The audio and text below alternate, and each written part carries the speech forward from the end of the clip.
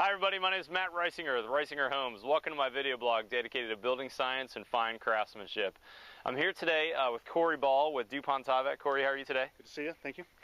We've got a project behind me that's under construction, and we came across a fairly unique situation where we've got some window flashing that's a little out of the ordinary. And I called Corey to discuss with him how I should flash this window correctly. And it led us down the road to actually trying a fairly new product for this particular application from DuPont Tyvek, which is their liquid applied Tyvek. Am I saying that correctly, Corey? That's correct, yep. Or fluid applied. Yeah. It's basically liquid Tyvek. And Corey brought the sample board out that he carts around sometimes to show contractors what this looks like. Corey, what are we looking at here?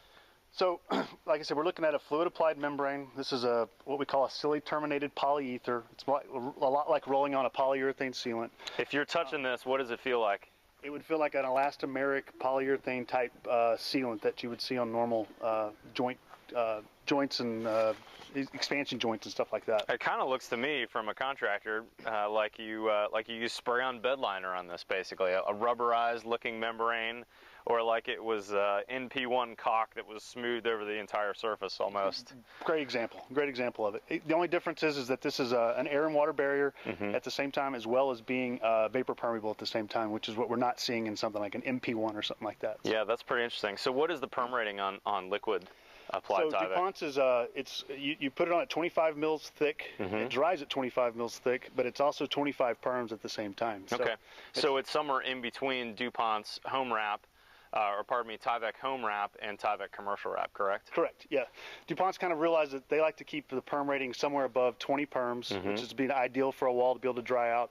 So yeah, anywhere DuPont's line of products ranges from 20, low 20s to upper 50s, which is in the residential wraps, which they think anything above 20 perms is always going to allow that wall to dry out. So the idea is this membrane, even though it looks like a rubber, if this wall cavity were to somehow get some moisture in it, that it could actually dry through this product, because this product has a little bit of vapor transmittance through the product. Pretty amazing. There's amazing chemistry right there. And then here's the way the product comes. There's three different products here, all the same stuff. This 5-gallon bucket, if I'm correct, Corey, is kind of the roll-on layer that you'd use for large areas, correct? Yeah, so it's kind of the finished product. The way it kind of sequences is you get it all your prep work, which is prepping the opening.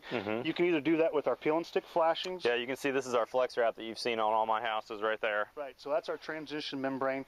We can use that completely in a rough opening first, or we can use it on our joints that you're seeing right over here. I don't know if you can see that, but anywhere we have a joint in between two sheathing panels, those all need to be prepped and treated as well.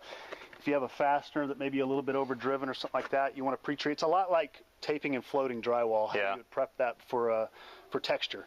And so we would use this product for that first. This is either the brush formulation, which is a little thicker, or a slightly thinner this is the flashing and joint component, rather. This is the thickest version of it. Yeah, so yeah, it's just a little bit different viscosities.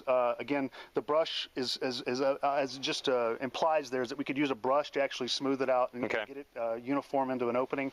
The joint compound is a little bit thicker. More like a trowel. More like a trowel grade type situation where we'd use our, based on whatever you're dealing with, whatever size joint, it depends on how you want to treat it first. Whether it's if it's butted tight, we can actually use our membrane. If it's a little bit more of a gap, we want to pre-treat it with those joint compounds. Cool. Well, let's see how it works. I've got a test case for us right behind me. So let's click the video here, and Corey and I are going to hop up to this window. We'll show you what we're going to be doing today.